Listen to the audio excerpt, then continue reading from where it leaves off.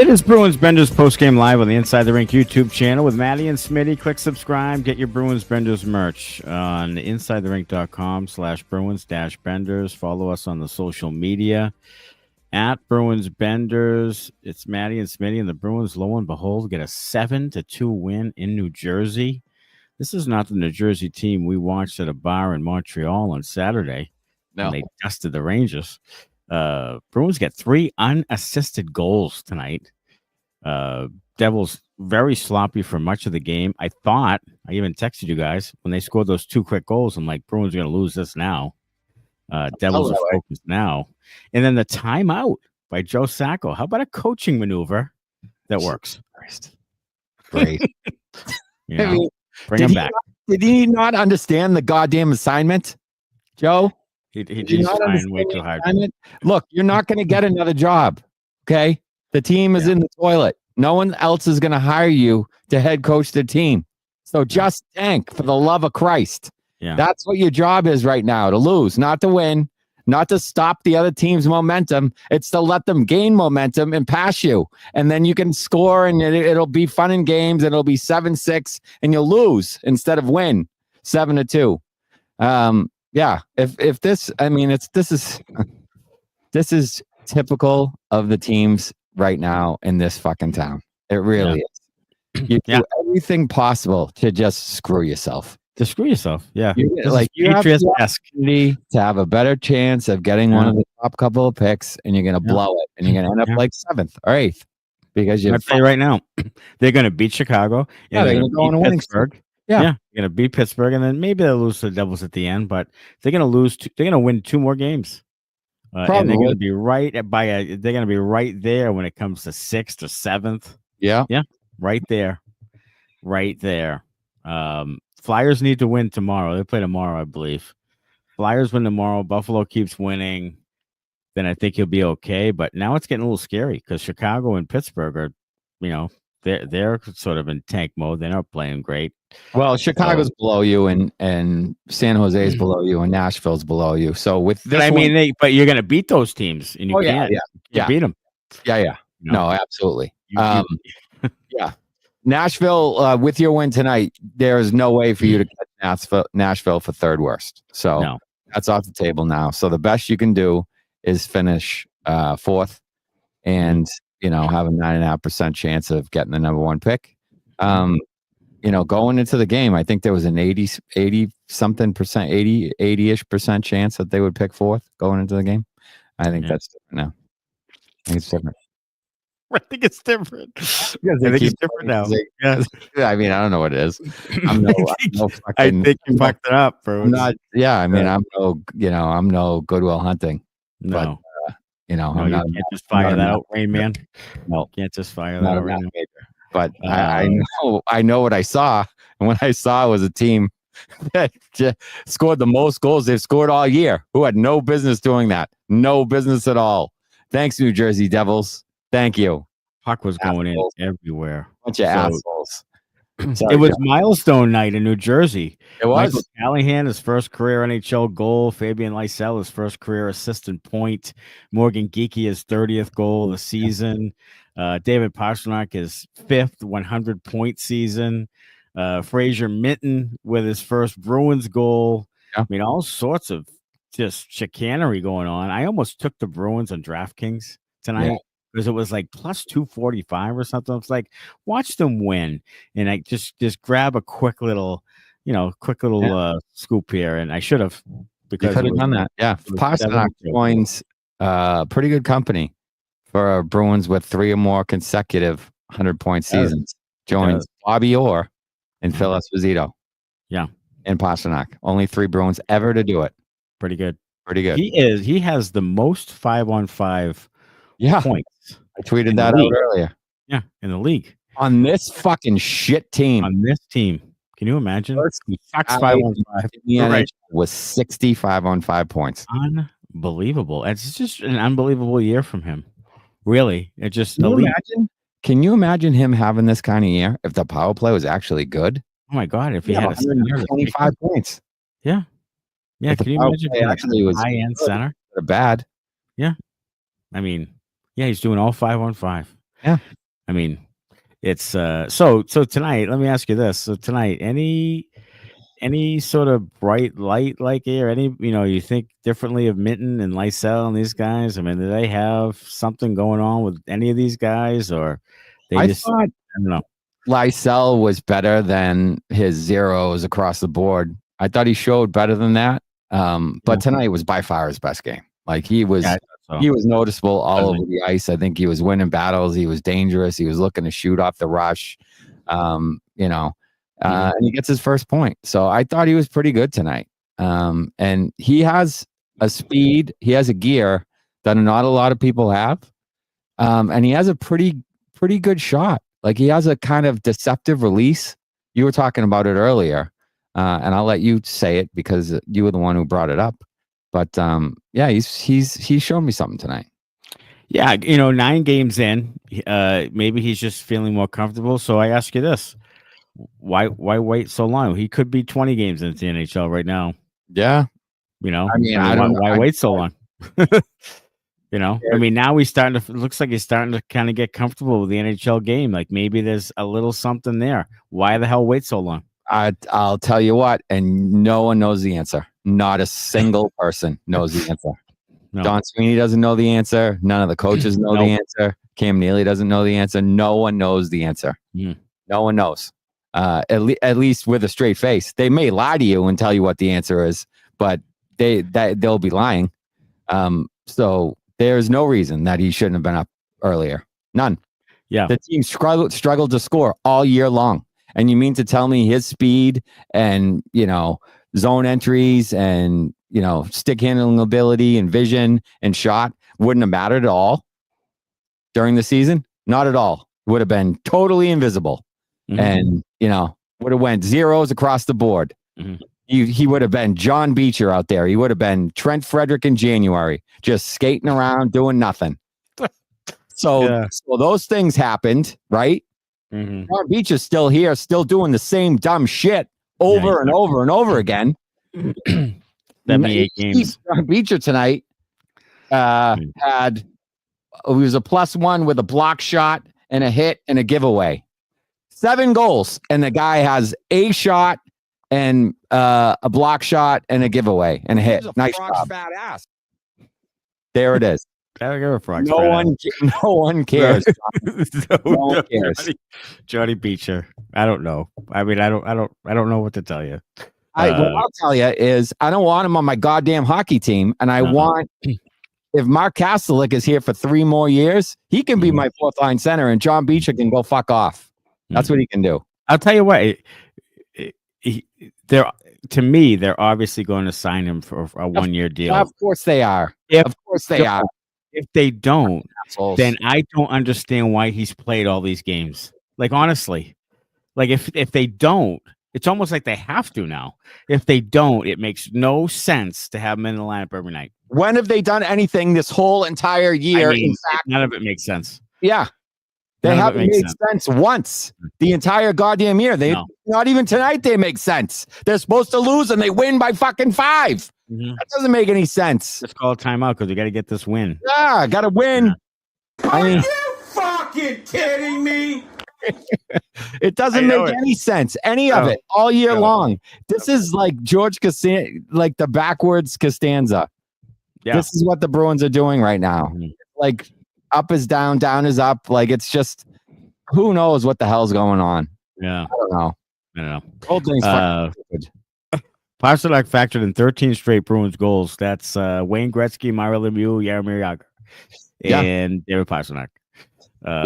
So it was the goal by was it Minton's? No, was it? It was Mittelstadt's goal that broke that streak, I believe. The Lysell down the Lauko with a snipe, like Jaukb. That's what I'm telling you. Don't do anything positive, please. It's honestly reverse Seinfeld. It was fantasy land tonight. It was Cole Koepke went in like Mario Lemieux, split 2 defensemen and scores the goal. Like it looked like Mario Lemieux's debut goal against the Bruins back in the Gold Garden. Yeah, like he just came barreling in, split 2 guys, and scored. Great. I mean, Jaukb Lauko coming down the wing, his offside on the 2-on-1, drops to a knee and just rips one high blocker like he's fucking Steven Stamkos. Yeah, I know it. You know, not Jaukb Lauko. So I don't know. It's hard to. It was opposite day today. It was. It's hard to describe. What this is tonight. It was opposite day. Sips tonight. Get your sips in. Fox guys got the Goose Island IPA. They had that at one of the bars in Montreal. They almost got it the other day. Goose Island's pretty good. I wanted to ask you this about Fraser Minton. So Ty Anderson had a tweet a couple of days ago, I think it was, saying how they were thinking of trying to make him more of a work on his penalty killing and like checking game or some fucking thing to try to make him like a more defensive player. What are we doing? Are you fucking kidding me? What are we doing? It's this whole defensive 200-foot nonsense. What are they doing? Like, you're not going to win any hockey games that way at all. Your offense is, you have nobody who could score other than two guys. Like, you cannot win in this league that way. I don't know what they're doing with these young players. Like, what is the infatuation? You know what the infatuation is? I think Patrice Bergeron actually there's like a negative effect of it, because it's almost like they grade everybody on Patrice Bergeron. They like do. You got to be 200 foot, like you got to be like even keel, you got to be the man, you got to be super mature, you got to do all the right things. So they're always it's like they're setting the bar at Bergeron and expecting all these young players to do the same thing. Everybody's different. You got guys with some skill, let them use that skill. Like, I don't understand what they're doing. I found the Ty Anderson tweet about Fraser Minton. So this is what they said. They said today that they want to develop him further as a penalty killer and in a defensive role. I don't know why that's the first NHL project for a 20-year-old second-round pick when you have a zillion of those already developing. Yes, a zillion, and you're going to sign a zillion more, I'm sure.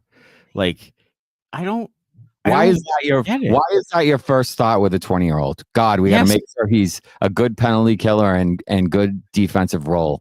Like, we're going to turn him into Charlie Coyle. Can you please? They're obsessed with it. Yeah, can you please have higher hopes than Charlie fucking Coyle, please? Yeah. For the love of Christ. What about the creativity? He compares to Charlie Coyle. No. What about the creativity? They don't let them be creative at all. What are they doing? Exactly. What are they doing? Yeah, I mean, only two guys on the team can be creative, and if those spots are filled, then everybody else is fucked. I mean, I don't. It's Pastrnak, and it was Marchand before that, and everyone else had to be 200 foot because they're basically bringing all these young guys in, and they're making them play the same way. Like, it's unbelievable to me. No wonder why, Lysell and these guys, they can't do anything. They can't show any creativity. Yeah, it's why? How can they not develop? How can they develop if everybody is forced to play a 200-foot game? Pastrnak doesn't play a 200-foot game. No, it's an odd man rush. He'll back check, but half the time he's flying the zone, or he's hanging out by the other team line. He's Patrick Kane. He's not fucking Pavel Datsyuk. No. So let's settle down with all that bullshit and let the guys play to their strengths. Like, if you drafted a guy for speed and skill and creativity and scoring, you all of a sudden you're going to turn him into, fucking Trent Frederick. Why are we doing that? That's not his game. That's not the way he plays. They're trying to make people into something else, into this one cloned thing that they want everybody to be the same, it's defensively responsible player. In the world. It is insane. And not one Boston media member doesn't work. And there's not one Boston media member that will fucking bring it up and ask them anything. Like, can you tell me what this is about? That's why the player development model doesn't work. It doesn't work because they're just saying, all right, everybody's got to be able to do these things. Yeah. Everybody's got to be able to take face-offs. Yeah. Everybody's everybody's got to be a center. Everybody's got to back check. play 200-foot, back check. Yeah, be responsible. Yay. Like, yeah. But you can't score any fucking goals. You're not creative enough. Like, I just... Florida Artist Bungalow has Florida Mermaid Rum. Sounds delicious. Those sound delicious. Michigan Mike's got his Angel Envy hopping tonight. Yeah. I had the Saxons. Oh, you got the Saxons? Okay. Yeah. And Jonesy's going to pass out tonight. He's got Fall Summit Quadruple Ale 11.1%. Wow. He's gonna shoot that right to his liver tonight. Jesus Christ, on a Monday? No, it's a Tuesday. It might be Monday in Colorado. Oh, Jesus, yeah. Budweiser from Bruins 1970. It's been a long week. That oh my God. Bruins 1970 is a classic. Budweiser was popular in 1970, so there you go. It was. Cab has Craigellachie 13 Scotch in my Bruins Benders whiskey glass, and I can honestly say that the Scotch tastes better in the glass. That's what I'm talking about, Cab. Boom. There you go, Cab. My friend. Here it is. Toast. Clink. Dan Maynard. A new iced coffee they've just released. Triple shot. Wow, Dan. Danny. It's early in the morning there, right? Yeah, it's early. I think you should start pouring your iced coffee into a Bender's mug or shot glass. Maybe we have to get those fucking Yetis or something. Maybe we got to get something. Yeah, can we do that, Connor? Is that a thing? Coffee drinkers too. Yeah, can we glasses go, and coffee Bruins Benders Yeti? Because I would buy the fuck out of that thing. I'd buy a Yeti. We can look into it. Okay. Boy. Thanks, Dad. Is that a Will see? Because even though we just throw shit at him randomly quickly, he's like, yeah, we could probably make that happen. Yeah, we'll see. Yeah, we'll see. Yes, man. He's a yes man. I think that was more like my father. As a will see from my father, which it was a will see. Never articulated. Oh, that's fine. But he's trying to keep us positive. He's lifting us up. Keeping us positive, keeping us going in the right direction. Yeah, let's get it. Yeah, let's get a Yeti. I'll get a Yeti. Michigan Mike wants to know a new Peeke at the new podcast. Yes, we're gonna have a Peeke at the new Benders Off Air shortly. We're gonna announce. I think we're doing next episode, right? Mm-hmm. Tomorrow, actually. Tomorrow, we're gonna give you the details and do all that. Michigan Mike, can Michigan Mike clarify? Does he want like a peek? Do they want like a sample later tonight? Like, do the people want a sample? I need the commenters to say, all right, do they want a sniff of what this premium show is going to be? Because I saw that comment and producer Connor already whipped up a graphic for one of these new topics on the show. So, there's enough love in your comments. Maybe you can do topics. Oh, you want a topic? Yeah, you want to throw a topic up? And just so you know, I did text you guys. So if you look in our text, you'll see which one I have the graphic for. Okay. So if you do go into it later, there it is. I'm looking right now. Talk amongst yourselves. Can you see the Smitty? I can't see anything. I can see your words. I can't see your thing. Anyway. Can't see anything either. Dan Maynard says next up, Bruins Benders Vibrators. Yeah. I mean, Allie Ray is a friend of the program. Yeah. I don't know if everybody knows who she is. But you could look her up.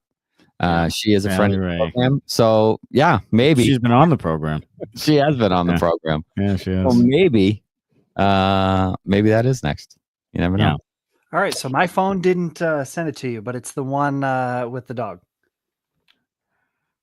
The one with the dog. Okay.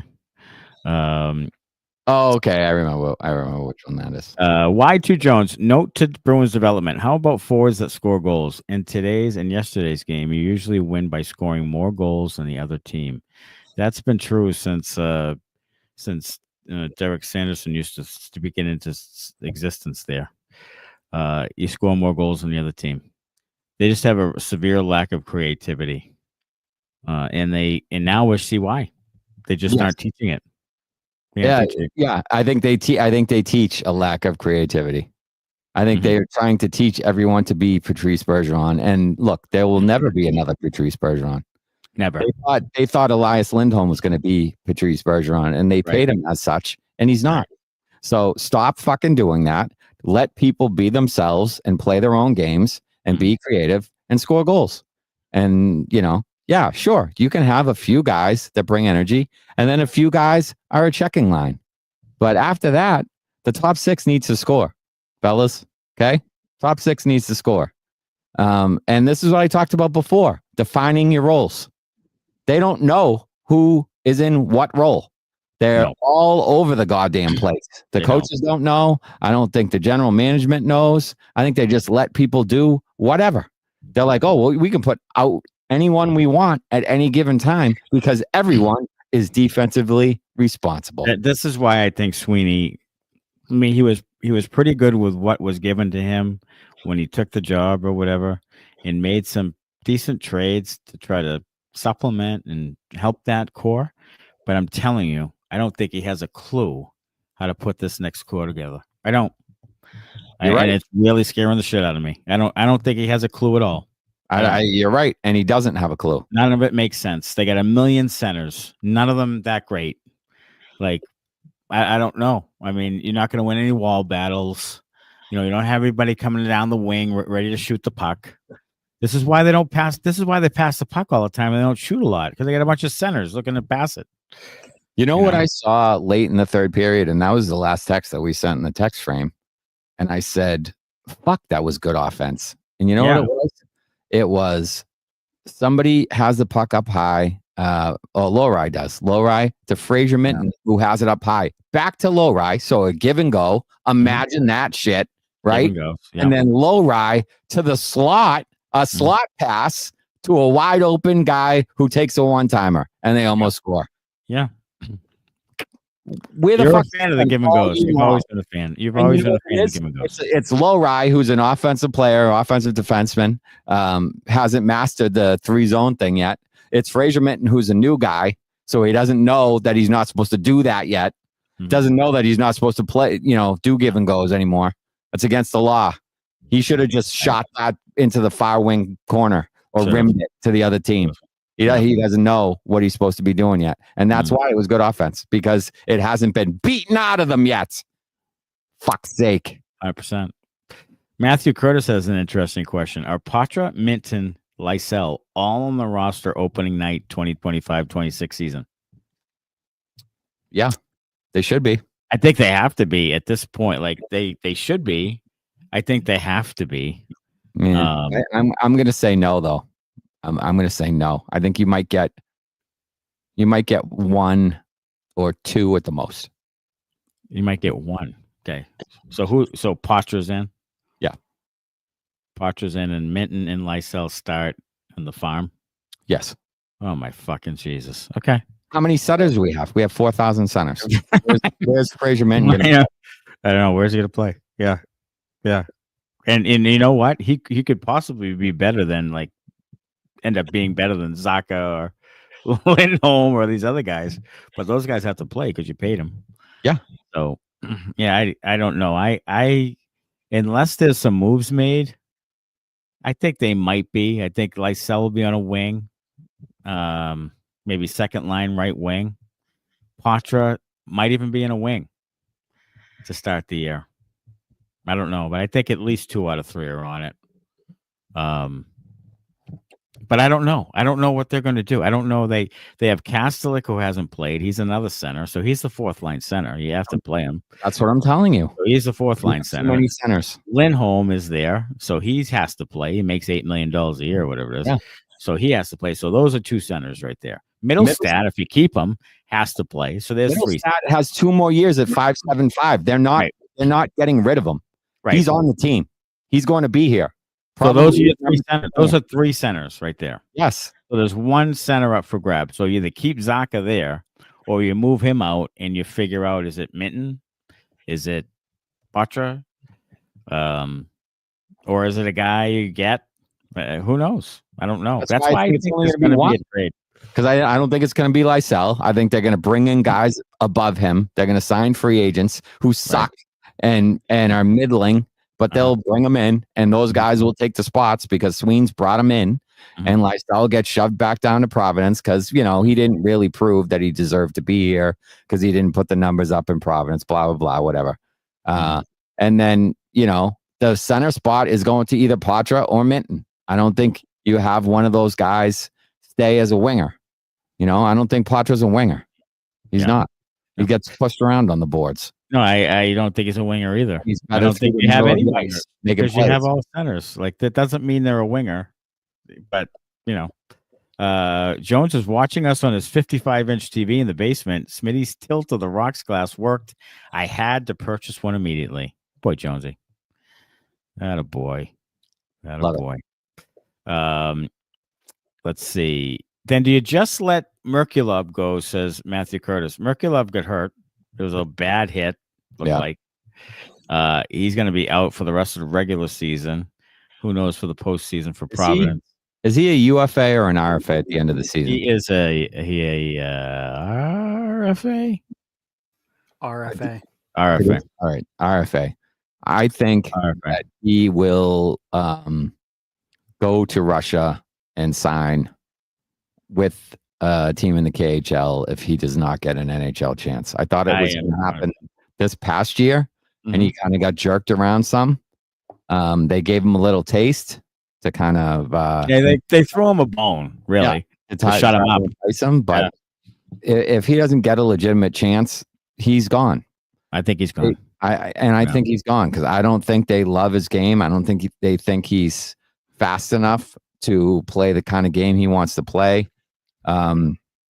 He's more like David Krejci without the size or the the high IQ or vision or talent. Yeah.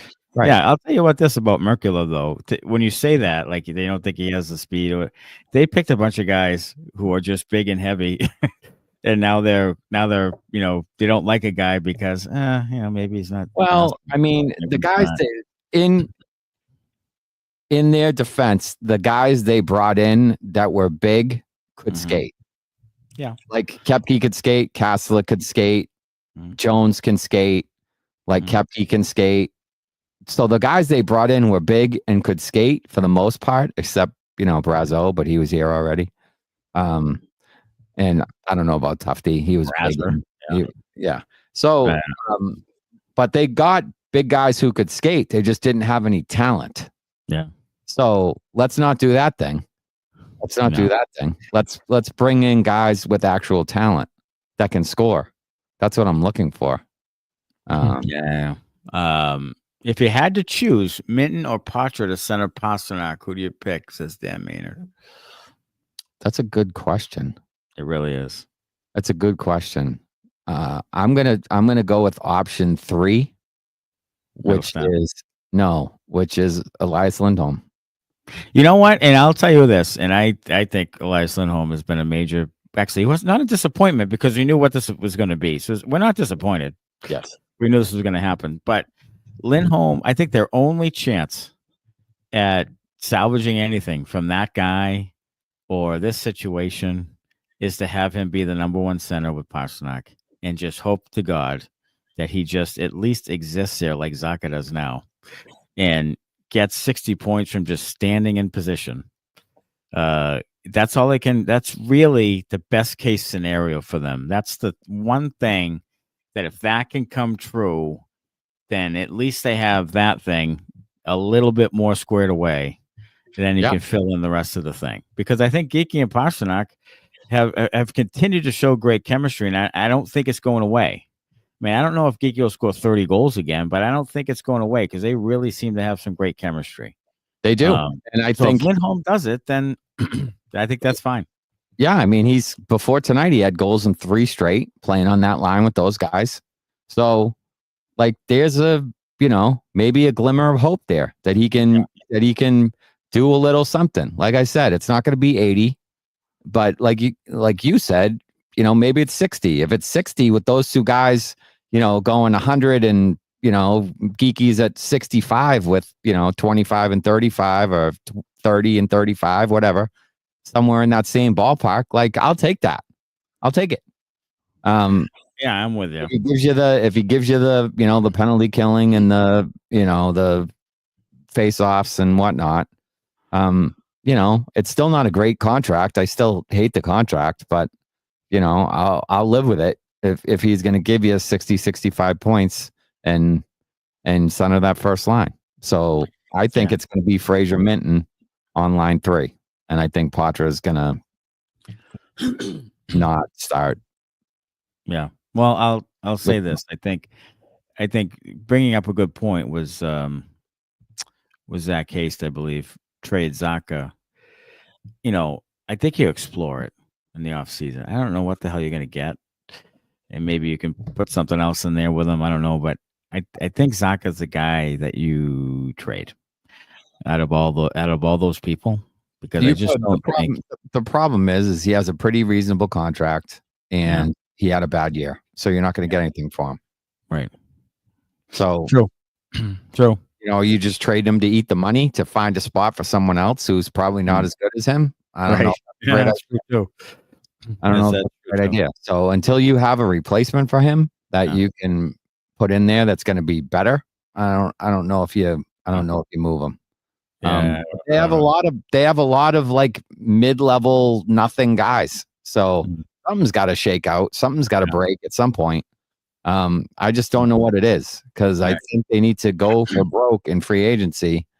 And if you can do that, then you have some guys on the team that you could maybe move and not care about what you really get in return as long as you're getting the money off the books. Sure. Sean Michael, I'm sitting on my throne shitting out this 7-2 win tonight, sitting up a little straighter than usual. So yeah, maybe I'm a little bit higher than I typically am. Actually, my parents got a new toilet, and the toilet is like one of those higher ones. Because my mom. Matty always does this because he's short in real life. He likes to be. So I like to be larger than charge on the screen. He likes to be at the very, very top. Not only that, but Smitty sits like Japanese style dinner, like he sits on the floor or whatever with his like crisscross applesauce or whatever. No, my legs are just straight out underneath the table. Straight out now, yeah. So that's another thing. Yeah, we have this green screen. You have no idea what's going on over here. Yeah. It's kind of good. I wish we had a real studio someday. Yeah, someday we'll have a studio. We'll just keep subscribing and we'll get the studio. There you go. Random thought from Y2 Jones. If new Celtics ownership actually builds their own arena, what does the Jacobs family do? Might be a good summertime pod topic. That's an interesting thing. I don't think the Celtics have a chance in hell to get the city to have a second arena there. So unless they go outside the city, I just don't see it happening. I think they could do it. Really? Yeah. I mean, they'd have to pay for it themselves, but I think they could do it. Yeah. You think so? They'd have to grease a lot of palms and pay for it themselves. But yeah, I think they could. Go down on the seaport? Yeah, down in the seaport somewhere. Right? Yeah. Tell you what, knock down that Bank of a Billion thing and just make a whole big complex down there. They should. And then just have a Celtics arena. And that would really be something because the Jacobs would lose a fistful of money there. I mean, that's a huge. They just have more Disney on Ice and 48 Celtics home games. They'd have more Disney on Ice and concerts and circuses and fucking whatever. The Bruins Benders podcast live. Yeah, TD Garden. Yeah, we'd sell it out. We'd sell that bitch out. I was listening. So I tweeted this out, but I was watching Zoe and Bertrand on Sports Hub today, and I just don't get it. Like, I just don't get it. Like, Boston Sports Radio has really hit the shit. Like, I can't even watch Felger and Maz much anymore. Like, there's no preparation. They literally go on Twitter and look at the latest narrative and then expound on it. Like, they don't even watch the games. They don't do it. It used to be they watch the games, they prepare. I worked in sports radio. Yeah. Like, you prepared. You got there a couple hours before. You talked about what you're going to do. You had an agenda, all of it. That doesn't happen anymore in Boston Sports Radio. It's so bad. All they care about is the football team. That's it. That's what drives the ratings. So that's all they care about. Yeah, and if the football team sucks, they're screwed. That's the games they watch. That's what they focus on. Macaulay Martin says, I'll throw a curveball at you fellas. I'm coming to Boston May 3rd to 5th for a concert as a non-fan. Are the Red Sox worth getting last-minute tickets to for a Saturday afternoon game? Yes. Here is the thing, and we'll tell you exactly what we did, Matty and I. Mm-hmm. for a concert. We had a Sunday concert at night at MGM Fenway. We went to Mighty Squirrel Brewing Company at about 11 o'clock in the morning, right by Fenway Park. We sat there. We had many, many beers, and we looked for last-minute tickets to the Red Sox game. We waited until about the second inning. We got $160-something tickets for like $50. And we went to the game, and we sat in the second row, like behind the visitors' dugout, like right near home plate, and it was fantastic. Fantastic. It was a great afternoon. It was a beautiful day out, and we enjoyed the hell out of that thing. And then we came out, we rolled out of Fenway. We went to another bar, had a couple more beers, and then went to the concert. And it was a tremendous day. In the city. Yeah, I that's the way to do it. Now, the Red Sox have a little bit of hype going on. Yeah. But it is May, and I don't think it'll be sold out. So you could try that. You'll be able to find the tickets. You'll be able to, and especially the closer you wait till game time, the better off you'll be. Yeah. So if you go, if you want good seats, it's expensive there. So if you want good seats, you're gonna have to wait until like the game is just starting or after it started a little bit, and then you can find something and yeah. Yeah, Dan. Wait, you guys drink? Yeah, Dan. We decided to splurge that day. Yeah, only on occasion, Dan. Only on occasion. Yeah. Yeah, he hopes to catch some cheap tickets. Haven't been since they played the Jays a few years ago and got spanked. Oh my God, that 28-3 game. I remember sitting at a bar. So I was sitting at a bar watching that game, and that was just the bottom of the barrel in Red Sox fandom right there. They got destroyed that night. I remember that night clearly. And then I got destroyed after it, but that was a rotten game for sure. But yeah, that's the way to do it is to get the late tickets. And I'll tell you what, these last couple of Bruins games, you might be able to get a couple late. Go in mid first period. You might be able to get one against Chicago. Sure. People are, who knows? People probably aren't going to that one. I don't know. But this is the time to probably get some cheap tickets from them. Yes, Jonesy, Pasternak's year has been magnificent. It's really the only thing to watch is those two guys, Pastrnak and Geekie, and the milestones that they are achieving. Now some of the young guys too, a little bit. And then, to see what the young guys can do. And Jeremy Swayman seems to be writing himself right here at the end of the year. So maybe next year there's some momentum for him. And he'll have a better. I think he's going to have a better year. I think he'll be more the type of goalie he was before this year. I agree. I think he will. He'll be 9-15 save percentage and 2-4 something or whatever. I mean, he'll be back to close to where he was. He won't be the issue, I don't think. He has a 4-2-2 going in. He had a 4-2-2 going into tonight's game in April. So pretty good. Yeah. So he is starting to right the ship just in time for the season end. Yeah, I mean, he's doing pretty well. Dan Manor says we're off to Tokyo in October, hoping we could get some Tokyo Giants tickets as we're staying right next to the stadium. So that sounds Australia to Tokyo. Wow. How long? That can't be that long. That's like it's like a straight shot up, right? Yeah, I think so. Yeah. The Lauko effect. Yeah, I mean, their record with Lauko in the lineup is no joke. It's no joke. Yeah. But I don't want him on my hockey team. No, I want him with Beecher on someone else's hockey team. Yeah, I'm with you. Yeah, it's that's exactly. Tell you what though, since Minnesota's traded Lauko, down the shitter. Down the shitter, yeah. Yeah, I mean Beecher didn't pan out. That the way they thought. Oh, Brazo. I could have told you. I mean, Brazo. I could have told you that. Yeah, the guy stinks. I told you that. Oh, 9 hours. That's not terrible. Dan Maynard says 9 hours is not terrible. Third time going. Jesus. What's there in October? Is it anything good? You just going for work, or is it like the Orchids or some shit? Like, something concert. Concert series. What was the concert Macaulay said he's seeing? Yeah, he's going to a concert May 3rd to the 5th. What is Zach Top on Sunday night? What's Zach Top? What's Zach Top? Zach ZZ Top, maybe? Zach Bryan? Zach ZZ Top? Zach I don't know what that is. I don't know. Zach Top. Cold beer and some country music, boys. Okay, that's fine. In May, sure.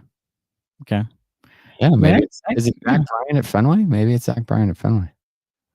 Oh, is it Zach Bryan at Fenway? No, it's May? Zach Top. The guy. Who the hell is Zach Top? Oh, Google it. Come on now. Oh, Zach Top. yeah. Okay. I mean, we're country music amateurs. What's the venue for Zach Top? Because there's some really good little venues in Boston. He's a country artist bringing back 90s country, baby. Okay, 90s country. I can Who's get in 90s country. Gosh, I remember like 80s country, Alabama and the Mandrells. He'll be at the MGM Music Hall at Fenway. Oh, the MGM Fenway? We went there. Fenway is fantastic. Fantastic. It's a great. We saw Daryl Hall and Elvis Costello. Elvis Costello there. Yeah, it's a And great it was venue. excellent. Oh, you're gonna love the venue. Tell you what, drink your beers ahead of time though, because they burn cost your wallet. $1 million. You have one beer there. MGM. Then Power Bottom. Oh my god. The power pot. Oh You shit. guys are the best. Family trip Disneyland for Halloween, and their autumn is incredible. I'm a Oh photographer. yes. Always a What photographer. about That's great. Disneyland? I saw on the Instagram, Danny. There's some really amazing photos on there. Some of those Yes, there are. rock If stars. you haven't checked out Dan's Dan's Instagram, you Check should. it out. Dan Maynard, He's a photography or fantastic something photographer. along those lines. is. A lot of really is. good rock and Looks like roll. some concerts you guys would wear earplugs at, to be honest. Yeah. I'm not a concert earplug guy. I'm a stand near the speakers till my ears bleed and I can't hear a guy. Yeah. That's what I am. That's how I roll. That's also why at this point in my life I can't hear very well. So there you go. Yeah. There you go. You went to some loud concerts. I did. Saw Metallica, Guns N' Roses, and Faith No More at the old. Oh, that's an Solomon old stadium. So Shaker Stadium. I think the loudest one I went to was Van Halen with Alice in Chains. That was Yeah. loud as fuck. I That was bet it was. 1991. Yeah. That was a loud one. Listen, Zach Top is Carrot Top's brother. Says a Fox guy. Zach Top. I'll have to listen to some Zach Top I'll have to tomorrow. listen to some Zach Top too. Yeah, when I'm hanging out. Yeah, so Swayman's playing better. Yep. We got what, 3 games to go? 3 games.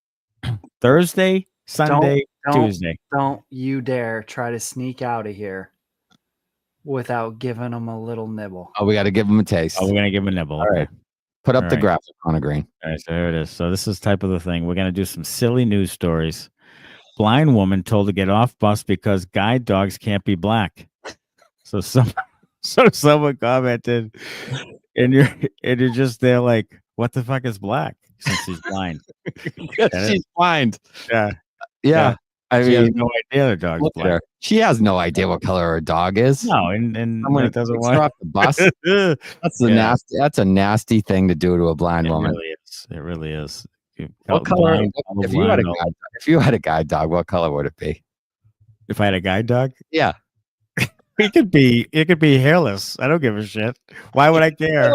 What are you A gonna hairless. You're gonna have a hairless cat for a guide You're dog? gonna have a hairless cat for a pet. What do I care? You know, I don't care what it looks like. I Tell you don't what, care about my I don't ugly know. cat. I wouldn't want a hairless cat. Those things are scary. They look scary as fuck. They look like aliens. They do. Hairless They do. cats are scary. And I cats, apologize cats are if anyone has a hairless cat or is blind. or is blind. Yeah, I mean, we're not making fun of you. It's really no it's hairless really cats. Yeah, and this is going to be for entertainment purposes only. So, Hmm. if we offend anybody, then sorry. yeah. Go Sorry, John. John. Lexa will start a new one. Sorry, whatever the hell your name is. Yeah. I was at that Worcester Centrum show. Van Halen, Alice in Chains, and Alice in Chains got like booed off the stage. Alice in Chains had a hard time with that group of glamour rock fans. They didn't really get Alice in Chains. That's not the right crowd for them. Not then. Not in 1991. I'm a big Alice in Chains fan. I love it. I like them now, and I get it now, but that was not the right open. No. Not at the time. It was Van Hagar. It was glamour rock. It was pop rock, and Yeah, I'm a big Van Halen fan too. But oh yeah, Alice in Chains, I'm a of the 90s grunge bands. Alice in Chains and Pearl Jam for me are like neck and neck. oh yeah, right there, neck and neck. Huh? Okay, Yeah. Yeah. right there. And then probably Nirvana after that. But yeah, Alice in Chains and Pearl Jam are my two favorites. But you're a big '90s alternative, like you like all those. Yeah, things. I mean, I went to a large public university, and there was, college radio was a lot of alternative stuff. So a lot of people there were alternative, shall we say. So there was a lot of mixed views, mixed music, which was actually kind of cool. So because I got to hear some stuff, and listen to some stuff that I probably wouldn't have if I had, gone to fucking Framingham State or something. Yeah. Bruins 1970 brings up a point. The original Van Halen, yes. I was such a staunch Roth over Hagar guy in the beginning. Like, I didn't want to give it up. Yeah. But now, looking back, I mean, I know. the Van Hagar stuff, there's so much stuff there. Yeah. And it was just so many big hits. I know that Roth and them had big hits too, but it just seems to me like I find myself kind of veering over to the dark side, to the Hagar side. Yeah, I'm kind of with you. I'm really more of a Van Hagar guy, as much as I love the original Van Halen, and I do.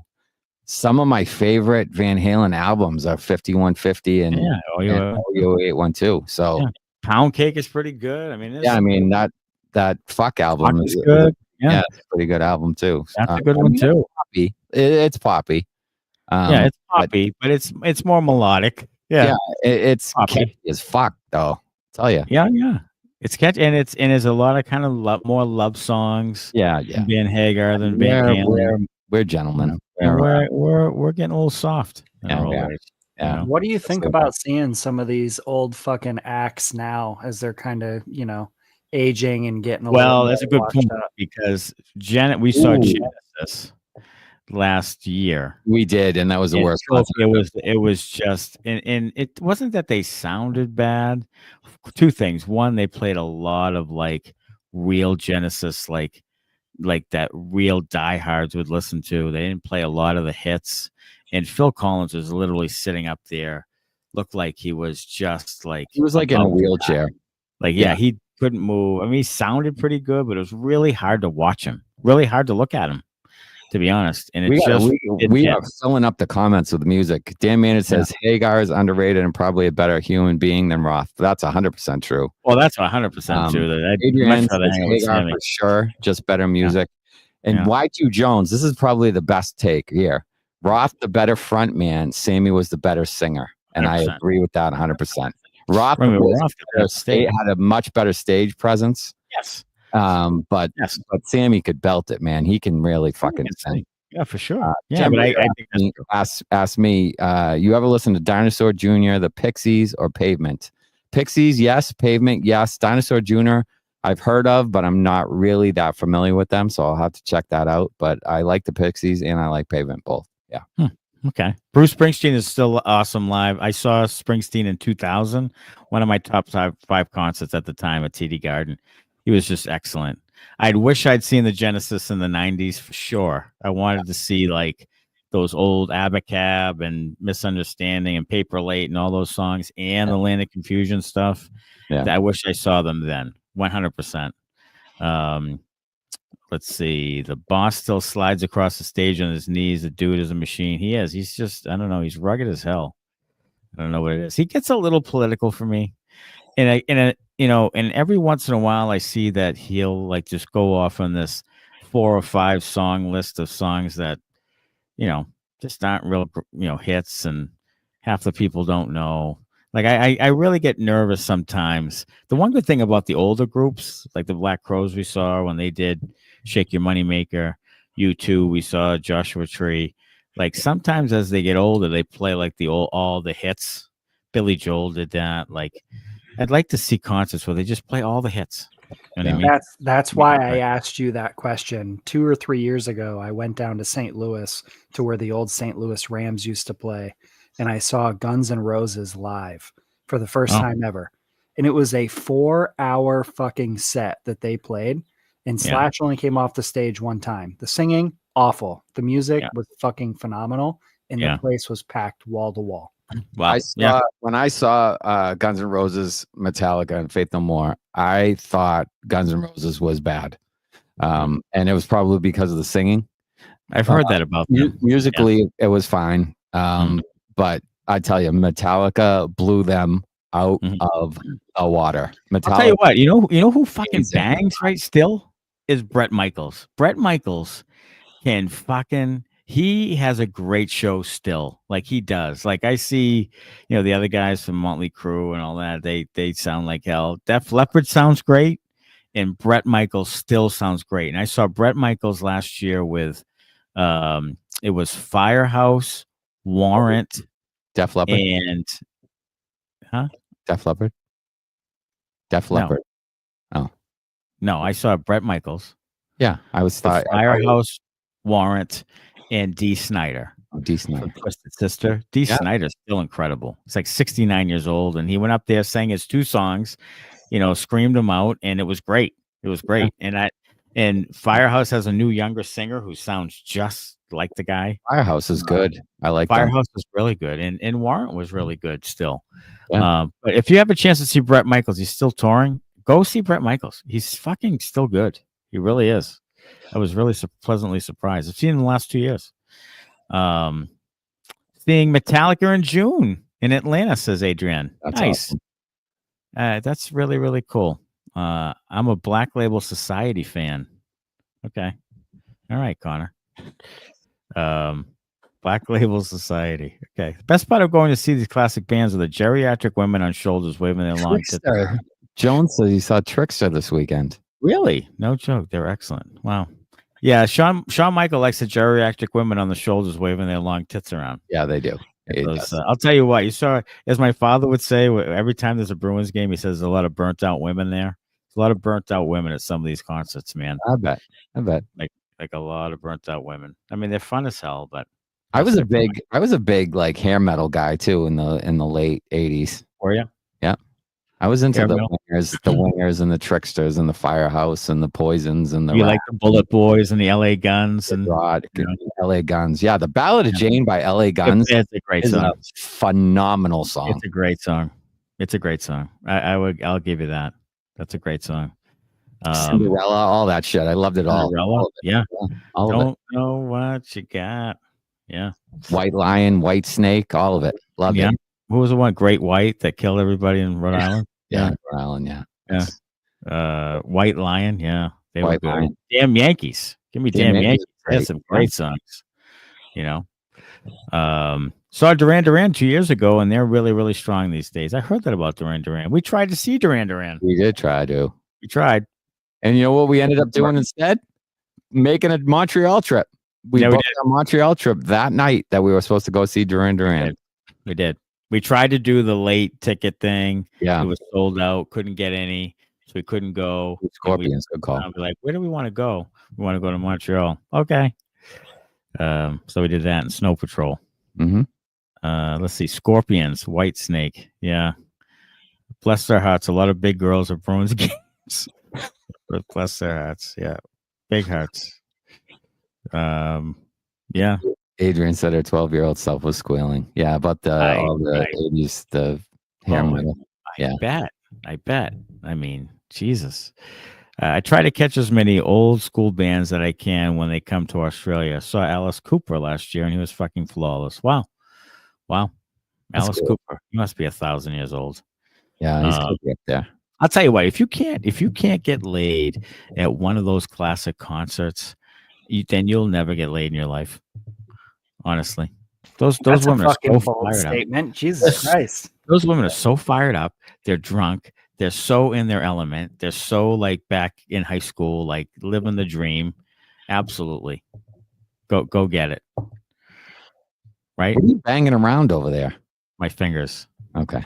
Yeah. What are you banging? So what are you thrashing about? Yeah.